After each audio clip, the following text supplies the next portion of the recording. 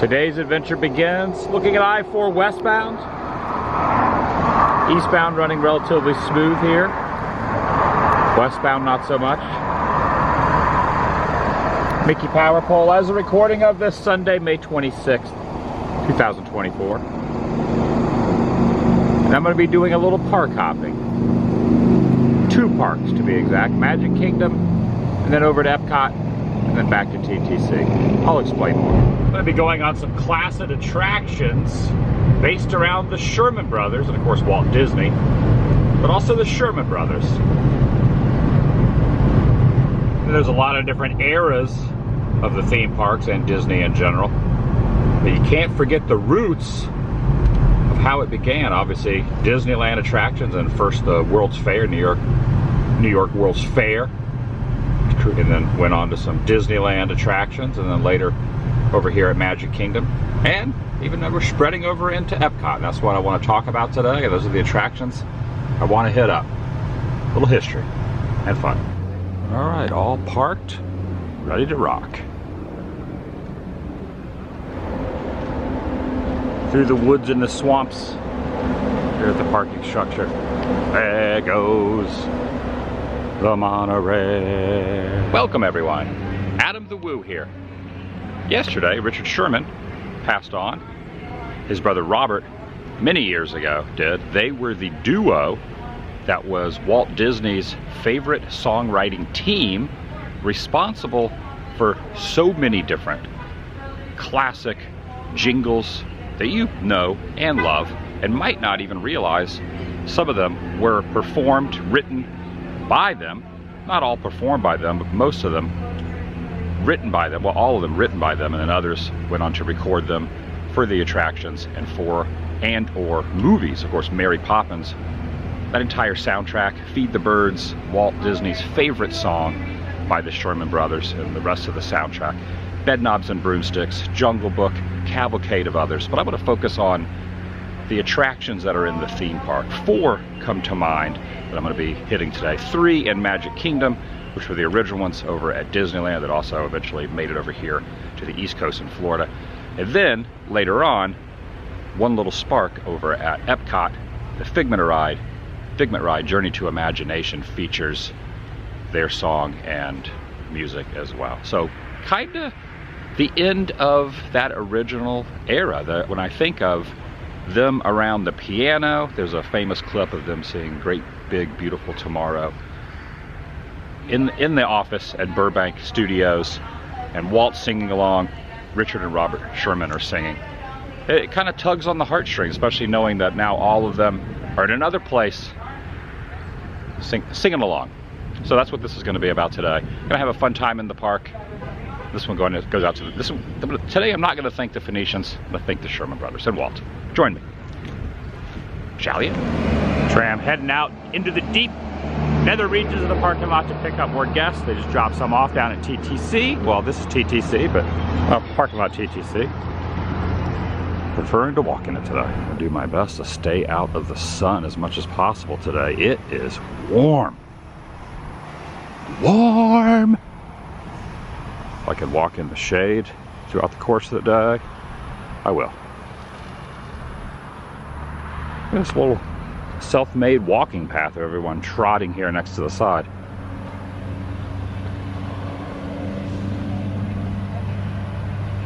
Also should be noted that one of the greatest, well, the greatest songwriting team, early eras of Disney, dare I say, of all the Disney eras. I mean, there's been some other great ones too, but Sherman Brothers did not get along.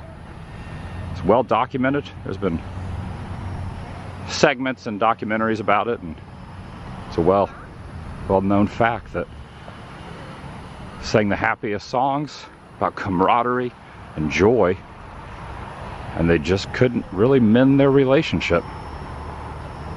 Life's weird sometimes. However, all that aside, the legacy that they created and that will continue to go on even after they are passed on and long gone for many years to come, decades,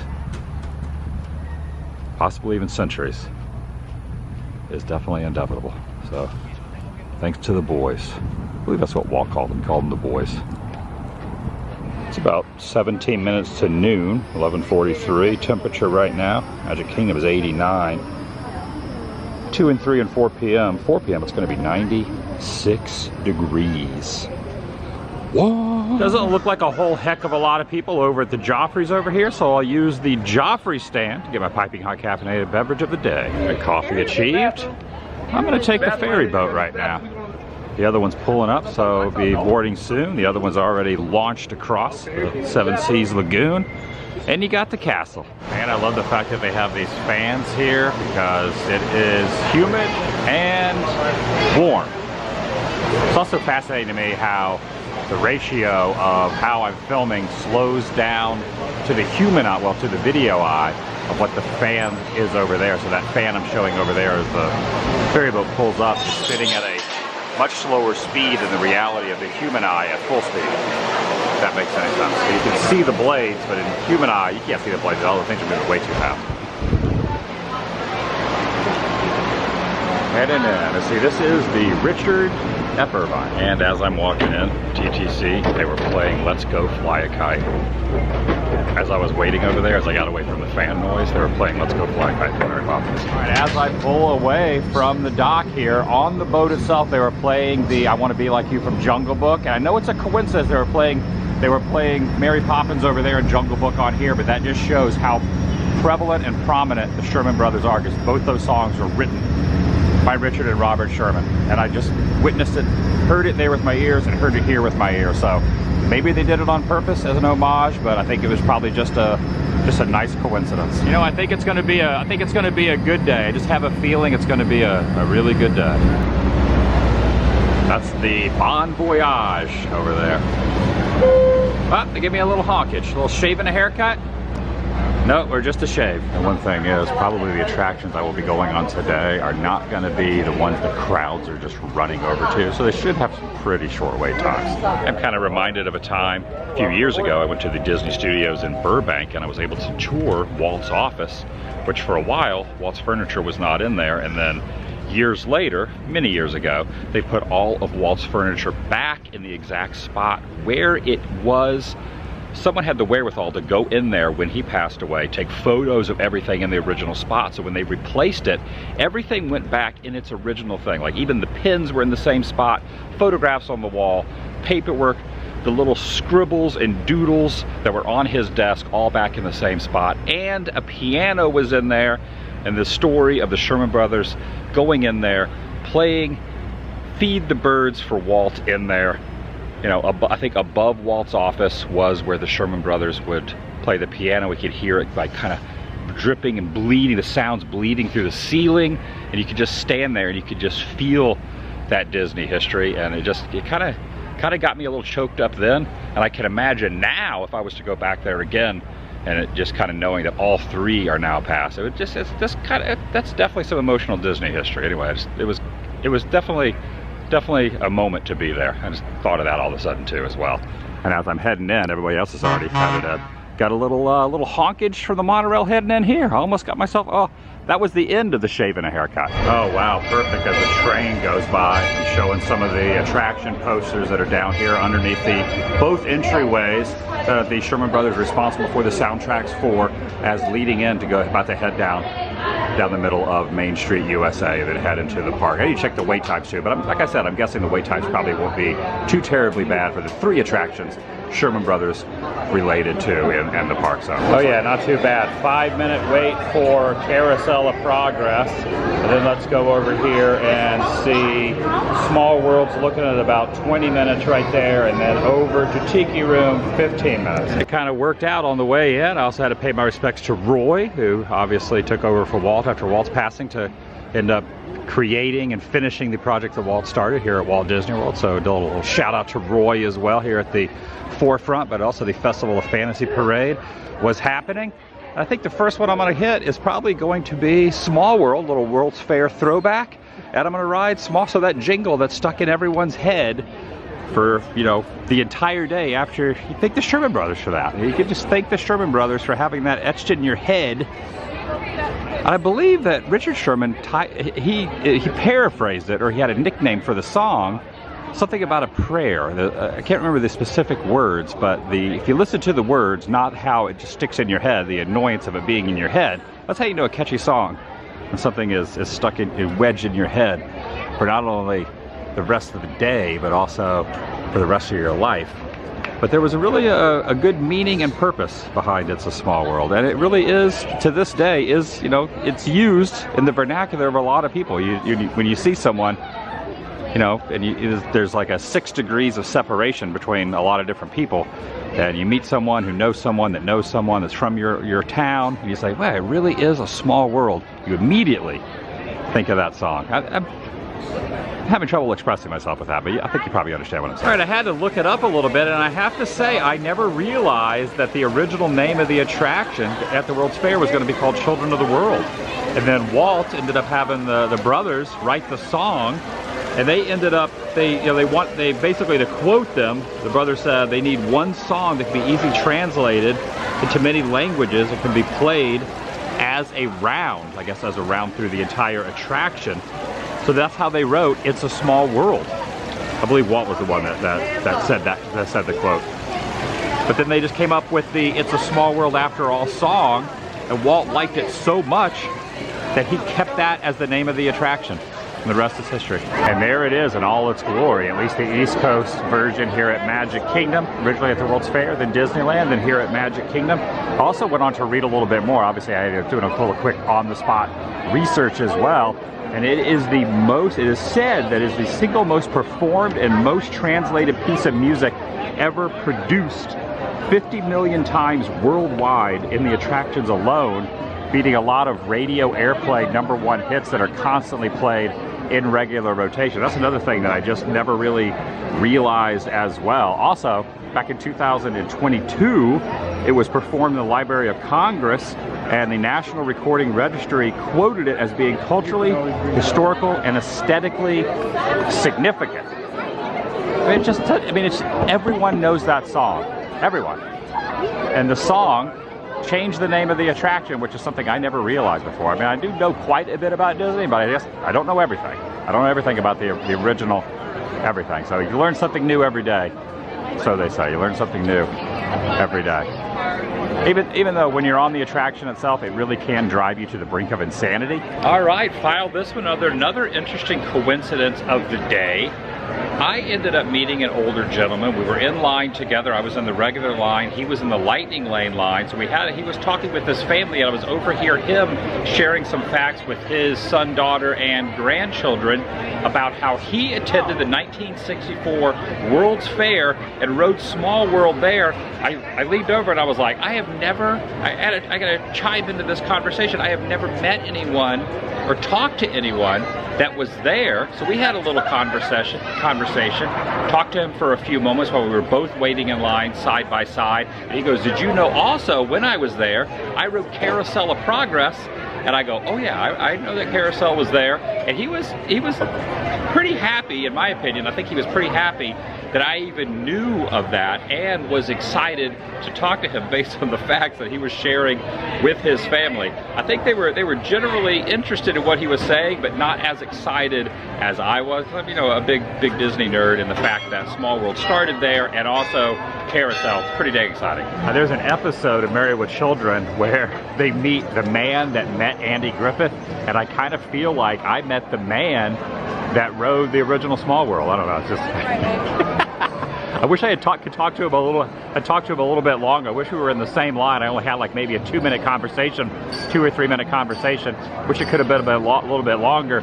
Talked about great moments of Mr. Lincoln and all that. All right, I'm gonna head over this way now and go over to Tiki Room. But yeah, that was the first person I've ever met I've heard people say they were there, but actually had a conversation and talked to someone who went on the original Small World, the 1964 World's Fair in New York City. It was just pretty awesome to finally meet and talk to someone about that and share a couple minutes of their memories, which is pretty neat. And the fact that it happened on a day, coincidentally again, that I'm covering this subject. All right, made it over to Adventureland now, to Walt Disney's Enchanted Tiki Room, a spot that really needs no introduction if you're into the classic. It was like the facade of this, also the one in Anaheim. Also bears Walt Disney's name. The attraction is called Walt Disney's Enchanted Tiki Room. Not every attraction is slated in that way. Now the song, according to what I was reading online, was 1963 is when the Sherman brothers both recorded it, and they did not actually sing the song. They were not the ones who actually did when you go in the ride, or not the ride, but when you go in the attraction itself, they are not the one who are actually like singing the words. Obviously they provided the lyrics for the audio animatronics at the Walt Disney's Enchanted Tiki Room, but they are responsible for the clever jingle in the Tiki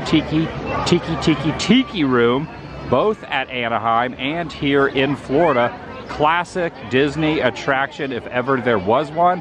And one thing that's kind of nice about both of them is you are allowed to bring refreshments in, which a lot of the stuff they say, oh, you can't bring that beverage in there, but you can out at Anaheim from what I remember, and also here you are allowed to get it. Either if you want a coffee in there, you want like a soda or a water or something like that, you can sing along with the classic song while you are being refreshed in Walt Disney's Enchanted Tiki Room. All right, I am passing by the castle where they just ended up finishing. I caught the tail end of the Friendship Fair as they were finishing all that up.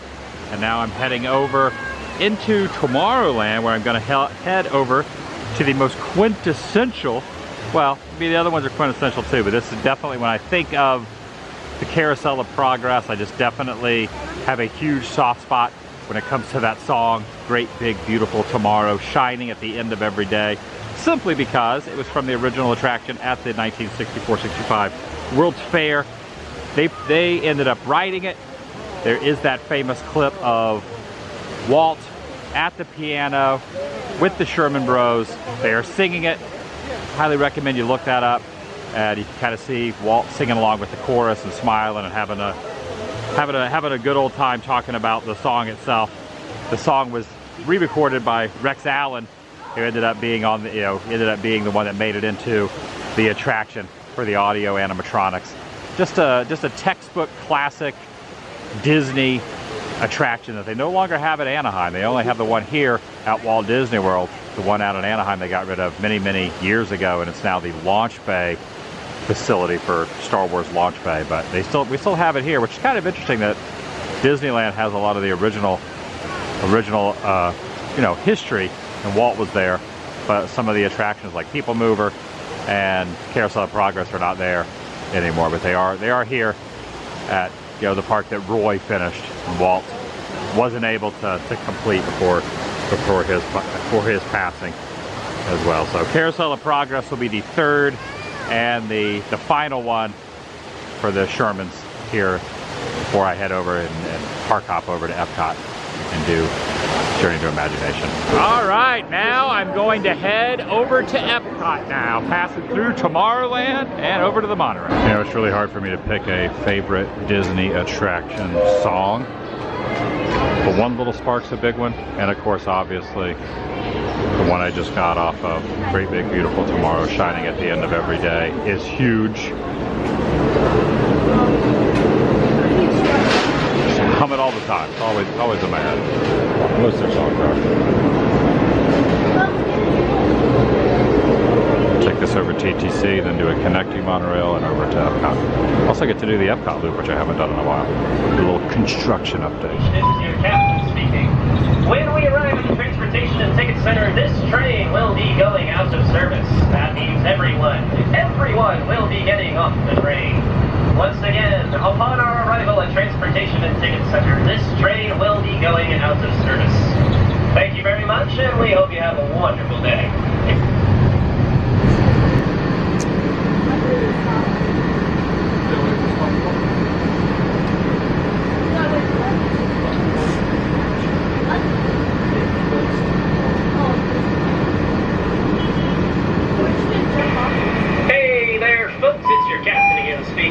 Just want to give you a quick heads up, we're just waiting for a train ahead of us to get out of the station. I'm also going to take this opportunity to remind you one last time that we are in fact going out of service once we arrive at the station. Only the doors to your right will be opening. Once again, only the doors to the train's right will be opening. And yeah, that's all I got for you. We'll be moving here in just a moment. Thank you. All right, then straight across over to Monorail Yellow, possibly to go over to Epcot Center. Epcot. Good afternoon, Block 4 Monorail Yellow. Next stop will be Epcot. So as for your safety, if you are standing, please hold the silver handrails. Do not lean against the doors. Thank you.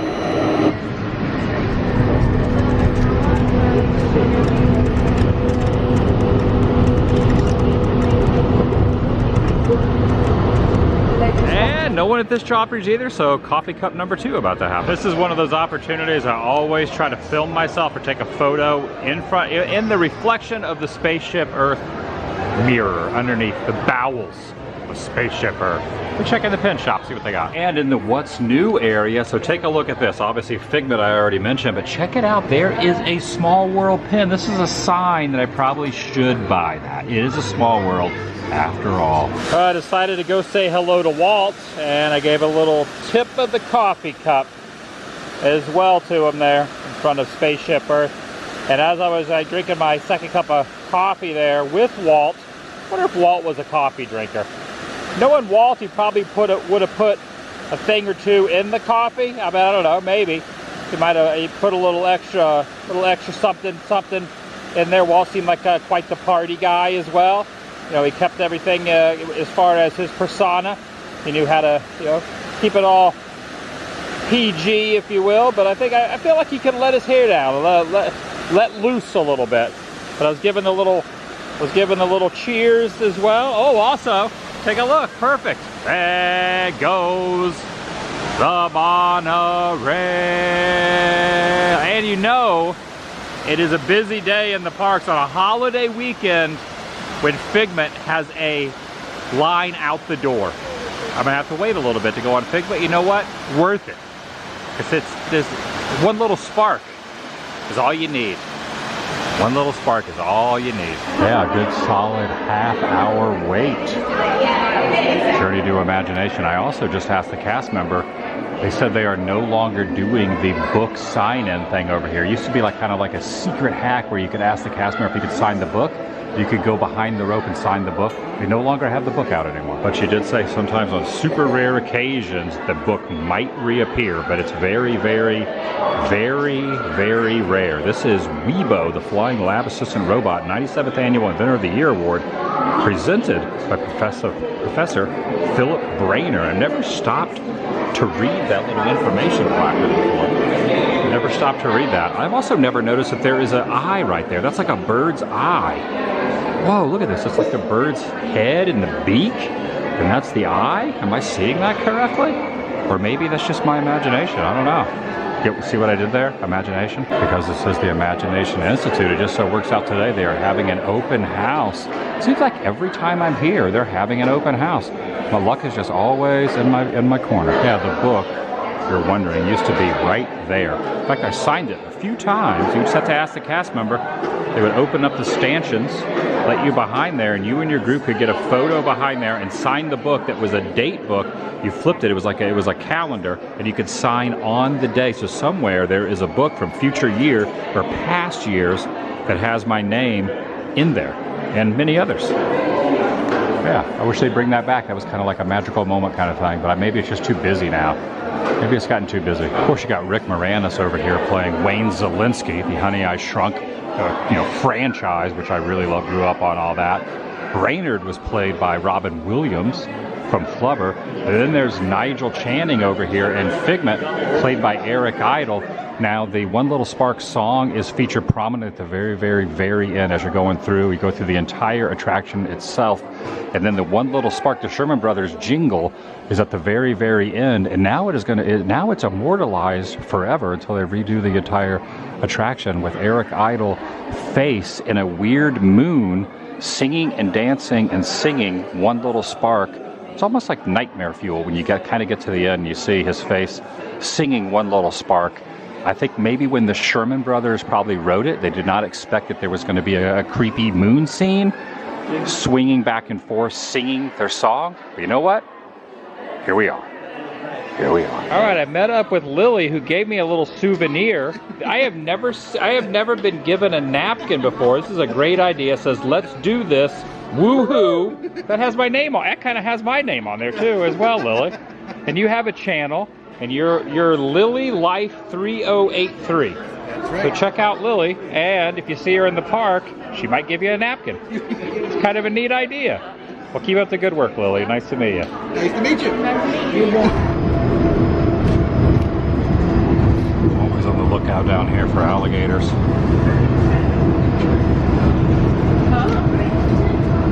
Right here along the monorail path. There's got to be a couple dozen or more living in this one little lake alone. You can see them. I'm sunning on the shore, but not this shore, but sometimes. Oh, that really one over there actually knows a bird.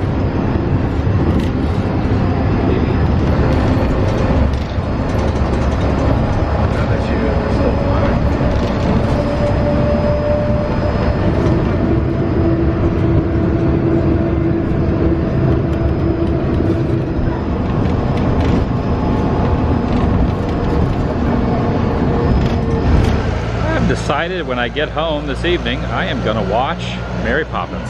It seems appropriate. It definitely is something that probably needs to happen on this time. And I might even follow it up with Saving Mr. Banks. And I did purchase that pen, as I said I was going to.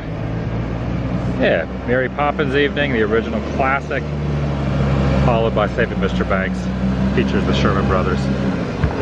Quite a bit in there. Well, that's going to do it for today. Just remember, there's a great big beautiful tomorrow shining at the end of every day. I'll see you in the next video. The vlog is over.